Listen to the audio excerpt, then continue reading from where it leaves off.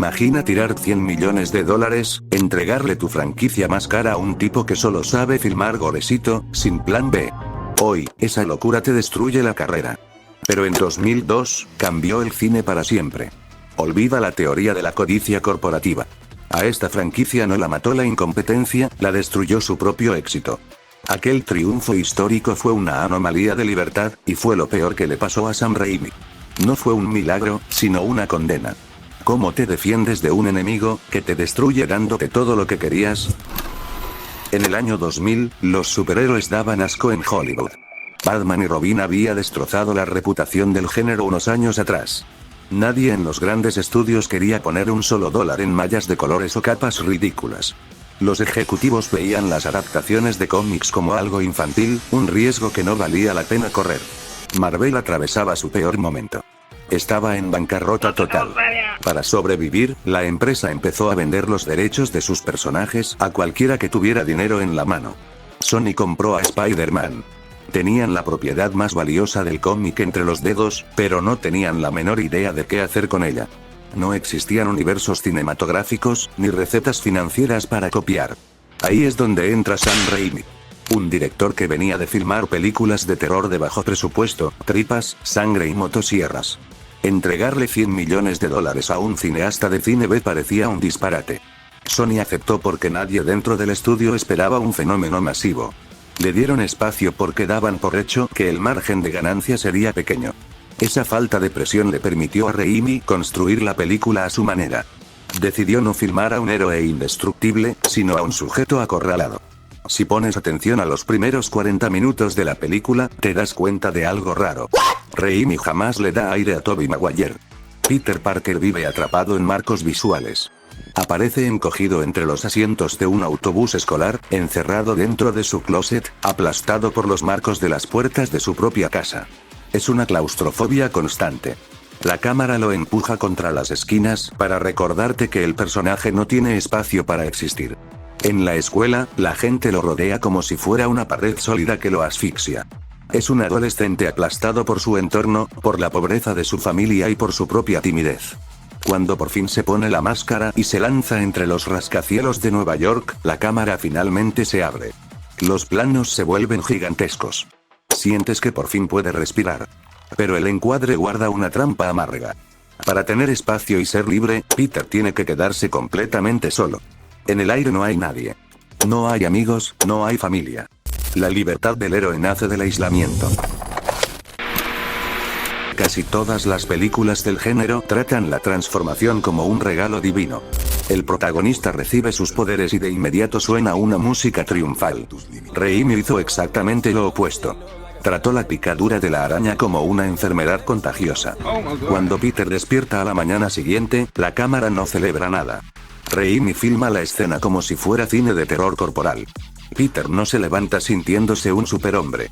Despierta sudando frío, con la visión borrosa, mareado y al borde del vómito. Sus músculos se estiran con dolor, mientras sufre una fiebre insoportable. La cámara tiembla con encuadres torcidos y acelerados. Son los mismos trucos visuales que el director refinó en Evil Dead. Hay un detalle en pantalla que la gente suele pasar por alto. Los microvellos saliendo de su piel. La carne de sus dedos se rompe para abrirle paso a la mutación. Se ve grotesco.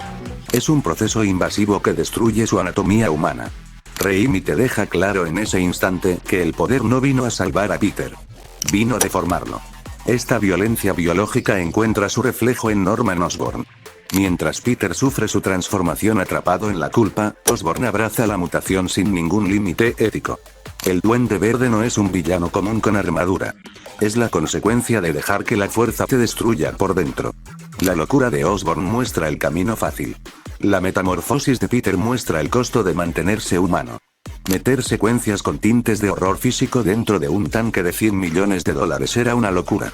En la industria actual, un comité de ejecutivos habría censurado esas tomas en la primera revisión del guión. Le habrían exigido al director un origen más limpio. Algo dócil, diseñado para vender juguetes. En 2002, no existía esa vigilancia corporativa. Nadie en Sony tenía un manual sobre cómo debía lucir una historia de origen. No había reglas. Raimi metió el sello de su cine de culto sin pedir permiso. Filtró la pesadilla del horror dentro de un espectáculo masivo. Y los ejecutivos no lo detuvieron, simplemente porque no entendían la bomba que tenían entre las manos. Llegamos a mayo de 2002. La película se estrena en todo el mundo y destruye las taquillas. Nadie en la industria vio venir semejante impacto. Rompió el récord del fin de semana de estreno en Estados Unidos, superando los 100 millones de dólares en 3 días. Fue una locura. Las salas estaban llenas. Sin embargo, la gente no pagó la entrada para ver efectos digitales. En 2002, el CGI del personaje balanceándose por los edificios ya se veía algo rígido. La gente se quedó pegada a las butacas por la violencia emocional. Por el peso real de las decisiones. Raimi demuestra esto en el clímax de la historia. Cuando el Duende Verde secuestra a Mary Jane, y al tranvía lleno de niños, le plantea a Peter un dilema moral sin salida rápida. Lo obliga a elegir entre su vida personal y su deber con los demás. Es una escena dura, pero la verdadera prueba viene justo después. En el edificio abandonado. En medio de esa paliza final, Raimi toma una decisión de dirección arriesgada. Apagó la música. Quita por completo la orquesta gigantesca de Danny Elfman. Desaparecen las trompetas. No hay temas heroicos para acompañar los golpes. Todo queda en un silencio pesado. Solo escuchas el sonido seco de los puñetazos contra la carne, ladrillos rompiéndose y la tela del disfraz rajándose. Escuchas a un chico de 18 años sangrando mientras intenta defenderse. En ese momento, la fantasía del cómic se rompe. Raimi despoja a la escena de cualquier espectáculo glorioso. Lo que ves en pantalla es a un hombre adulto intentando matar a golpes a un estudiante en el suelo. Se siente feo. Se siente incómodo. Ahí está el secreto de la película. Raimi no filmó una batalla entre titanes. Filmó el sufrimiento de un muchacho que paga un precio alto por llevar una máscara. El público global conectó con ese dolor. La gente no salía del cine hablando de los efectos visuales. Salía impactada por la vulnerabilidad del personaje. Ese éxito masivo confirmó que la propuesta de Raimi funcionaba. Pero también puso una luz gigante sobre el proyecto. El estudio acababa de descubrir la mina de oro que tenía enfrente. El lunes 6 de mayo de 2002, la industria amaneció distinta. Las oficinas de Sony recibieron los reportes finales del fin de semana. 114 millones de dólares en 3 días. Nadie en la historia del cine había logrado una cifra así en su primer fin de semana. El ambiente en los pasillos de Hollywood cambió por completo en cuestión de horas. La celebración duró poco para Sam Raimi. En el momento en que los números entraron a las computadoras de los ejecutivos, la naturaleza del proyecto se transformó. Spider-Man dejó de ser la película de un autor de cine de culto. Dejó de ser el experimento arriesgado de un tipo que ponía a sufrir a sus protagonistas con tomas raras. Pasó a ser la propiedad corporativa más valiosa de todo el estudio. Y ahí empezó la verdadera tragedia para el director. Cuando un proyecto genera esa cantidad de dinero, la libertad creativa desaparece. Entran los comités y los departamentos de mercadotecnia. Aparecen los ejecutivos que nunca leyeron un cómic, pero ahora quieren opinar sobre el tono de la historia. Sony entendió el potencial del personaje. No querían una visión artística. Querían una franquicia. Querían vender juguetes y boletos de cine durante los próximos 10 años.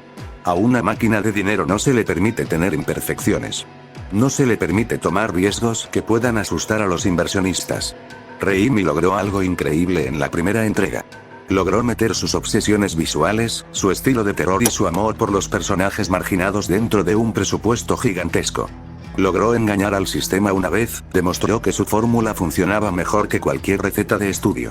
El problema fue que ese triunfo borró la sombra donde él trabajaba cómodo.